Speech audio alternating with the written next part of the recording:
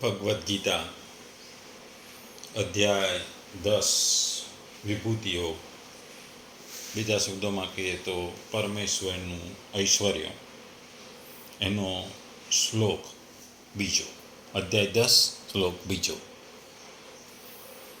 ન મે વિદુઃ સુરગણાઃ પ્રભવં ન મહર્ષ્યઃ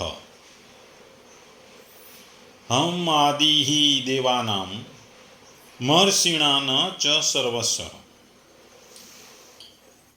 જો ગુજરાતીમાં આ શ્લોકને કહીએ તો મારી ઉત્પત્તિ કે ઐશ્વર્યને ન તો દેવગણ જાણે છે, ન તો મહર્ષિઓ જાણે છે, કારણ કે હું સર્વથા દેવોતા તથા મહર્ષિઓનો સ્ત્રોત છું.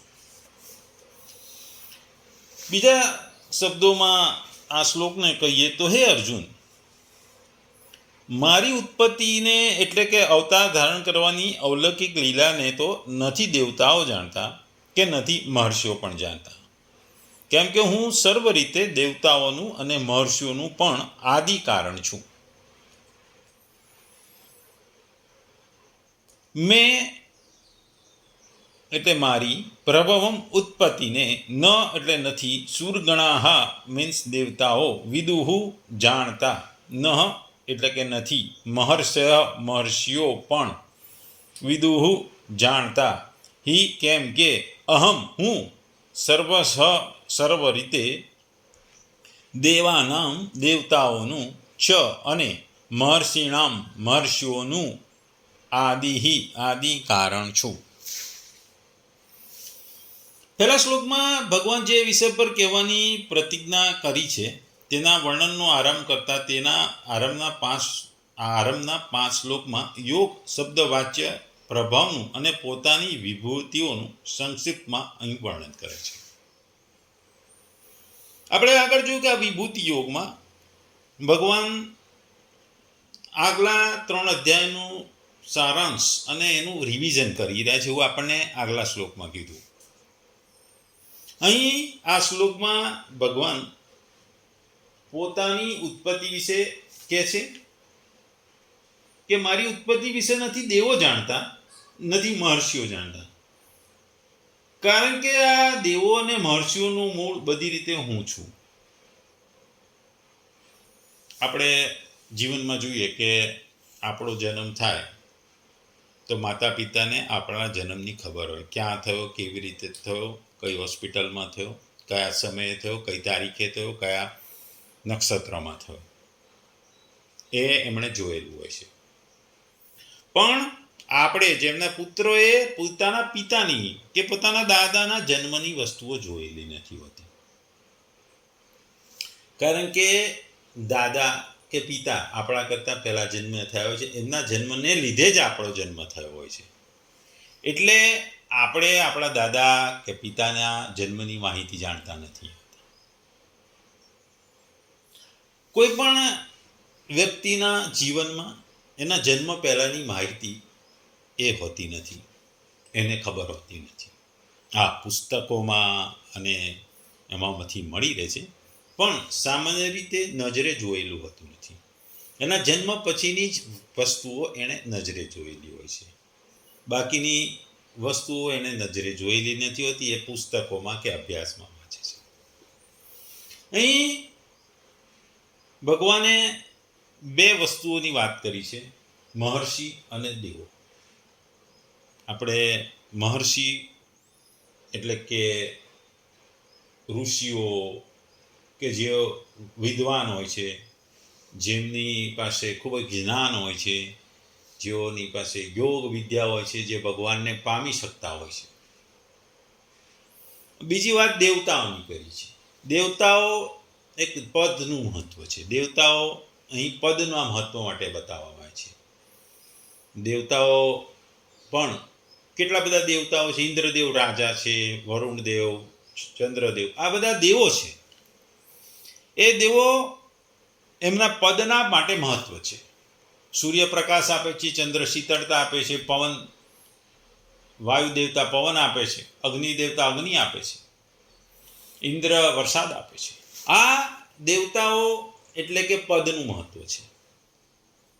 આપણે સામાન્ય રીતે જોતા હોય છે કે આપણે કોઈ પણ પરિણામ આવે, આપણા સ્કૂલનું પરિણામ આવે તો આપણે કહીએ કે આપણા આટલા ટકા આવ્યા, તો આપણી કમ્પેરિઝન પહેલા નંબરના વિદ્યાર્થીને કેટલા માર્ક આવ્યા એની સાથે કરવામાં આવે છે. આપણે માર્ક ઓછા આવ્યા હોય, કેટલા ઓછા આવ્યા છે એ આપણી કમ્પેરિઝન થાય છે.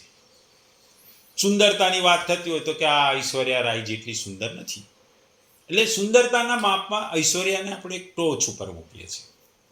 ક્રિકેટમાં જે જોઈએ તો કે તેંડુલકર જેવો કોઈ બેટ્સમેન નથી.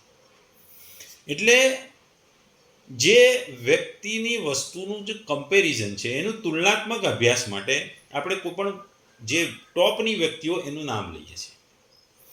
એ રીતે આપણા જીવનમાં ભગવાન, આપણે સામાન્ય રીતે દેવતાઓ એક પદના રીતે મહત્વનું છે અને ઋષિઓ એક જ્ઞાન, તપસ્યા, યોગ, સાધનામાં મહત્વનું છે. જે ટોચ ઉપર છે એવા ઋષિઓ, મહર્ષિ વાલ્મીકી, બધા ઋષિઓ અને દેવતાઓ કે જેઓનું પદ ઉચ્ચ કક્ષાનું છે, જે સ્વર્ગલોકમાં રહે છે. આ બે ટોચની વ્યક્તિઓ જોડે ભગવાને પોતાની કમ્પેરિઝન કરતા કહ્યું છે કે મહર્ષિ અને દેવતાઓ. આ મહર્ષિઓ અને દેવતાનું પદ ઊંચા પદ માટે અને જ્ઞાનની દ્રષ્ટિએ જે મહર્ષિનું નામ લેવું છે, આ બંનેનું મારા પ્રગટ થવાને ન જાણવાનું કારણ એ છે કે હું દેવતાઓ અને મહર્ષિઓને સર્વથી રીતે આદિ છું. એટલે કે એમનામાં જે બુદ્ધિ છે, શક્તિ છે, સામર્થ્ય છે, પદ છે, પ્રભાવ છે, મહત્તા છે, એ બધા તેમની મારી પાસેથી જ પ્રાપ્ત કર્યા છે.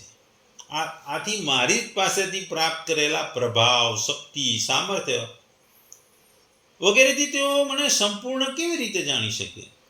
અર્થાત નથી જાણી શકતા. તાત્પર્ય છે કે દેવતાઓ અને મહર્ષિઓ ભગવાનના આદિને, અંતને અને વર્તમાનની સીમાને, અર્થાત ભગવાન આવા છે, આટલા જ અવતારો લે છે એમ જાણતા નથી. કારણ કે આ દેવતાઓ અને મહર્ષિઓના પ્રગટ થવા પહેલા પણ ભગવાન જેમને તેમ જ હતા. તેમના લીન થતા પણ ભગવાન જેમને તેમ છે. આથી જ જેમના શરીરોનો આદિ અને અંત થતો નથી, તે દેવતાઓ અને મહર્ષિઓના અનાદિ અનંતને, અર્થાત અસીમ પરમાત્માને પોતાના સીમિત બુદ્ધિ, યોગ્યતા, સામર્થ્ય વગેરે દ્વારા કેવી રીતે જાણી શકે? આપણે જાણીએ છીએ કે પરમેશ્વર, ભગવાન પરમેશ્વર એટલે આપણે કૃષ્ણને પરમેશ્વર, વિષ્ણુને પરમેશ્વર, એનાથી કોઈ માન છે જ નહીં. કારણ કે એ સર્વ કારણોના આદિ કારણ છે. ભગવાનની નાભીમાંથી બ્રહ્માનો જન્મ થયો અને બ્રહ્માના જન્મથી પછી સંસારનો ઉત્પત્તિ થઈ. બ્રહ્માએ સંસારની રચના કરી. એટલે પરમેશ્વર આદિ છે, અનંત છે. એટલે તમે એક વસ્તુ અહીં જાણી લો કે પરમેશ્વર પરમ છે, એ મનુષ્યએ સમજી જ લેવું જોઈએ. કારણ કે અહીં ભગવાન પોતાના અતુલનીય પ્રભાવથી આ જગતનું સર્જન કરે છે, પાલન કરે છે અને સંહાર કરે છે. આપણે જોયું કે બ્રહ્મા, વિષ્ણુ, મહેશ આ રૂપમાં આ સંસાર માટે આવે છે. આપણા માટે કહેવાય છે કે બ્રહ્મા સર્જન કરે છે, વિષ્ણુ એનું પાલન કરે છે અને સંહારક તરીકે આપણે શંકરને ગણીએ છીએ. અને ધર્મની સ્થાપના માટે અનેક પ્રકારના ચિત્ર વિચિત્ર લીલાઓ ભગવાન જગત ઉપર આવે છે અને કરે છે. અને જુદા જુદા લોકોના ઉદ્ધાર કરવા, સમાજ માટે ભગવાન જુદા જુદા અવતારો લે છે. કે શ્રી રામ અવતાર, શ્રી કૃષ્ણ અવતાર, કુર્મ અવતાર, વારા અવતાર, મત્સ્ય અવતાર વગેરે અવતારોમાં ભગવાન આવે છે અને એ લીલાઓ કરે છે અને સાથે વિશ્વને, સમાજને સુદૃઢ અને ધર્મના રસ્તે લઈ જાય છે.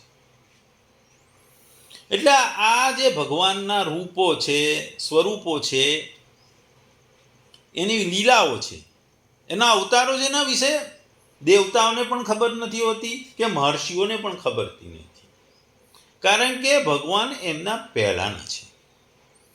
એટલે ભગવાનને જાણવું ખૂબ જ અઘરું છે, કારણ કે એક અનંત છે.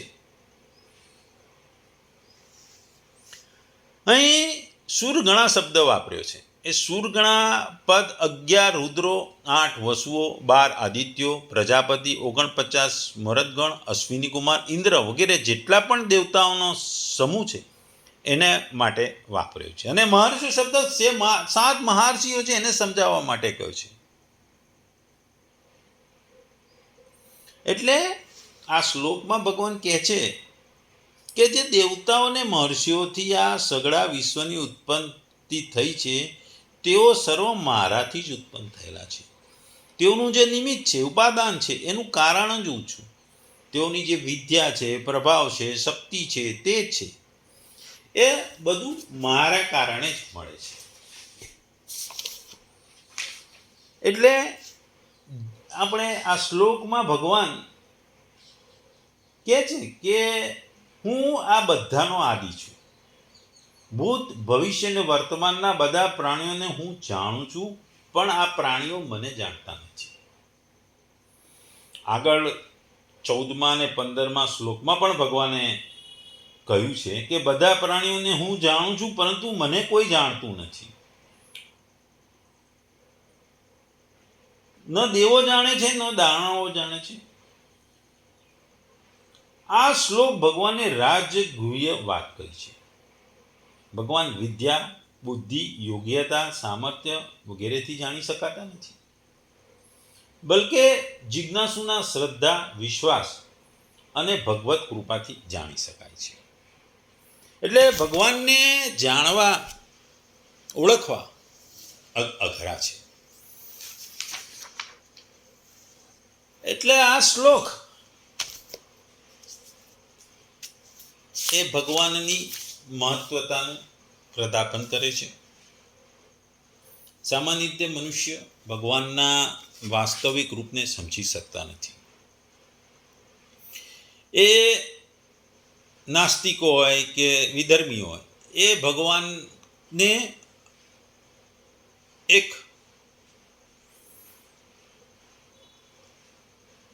નોર્મલ, એટલે કે જે સૈદ્ધાંતિક રીતે ભગવાન છે એ માનતા નથી. એ ભગવાનને આર્ટિફિશિયલ માને છે. ભગવાનની અદ્ભુત લીલાઓ, માયાઓ જે છે એને એક વાર્તા કહે છે, કારણ કે એ ભગવાનને ઓળખતા નથી. ભગવાનને પામવા માટે ને એમનો પ્રયત્નો નથી હોતો. ભગવાનની એમને જ્ઞાન નથી હોતું, કારણ કે બ્રહ્મ એટલે કે ભગવાનને જાણવો ખૂબ જ અઘરો છે.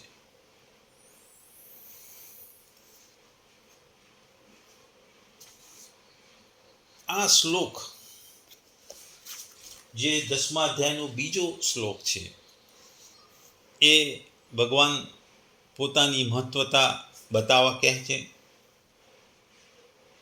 ભગવાન કહે છે કે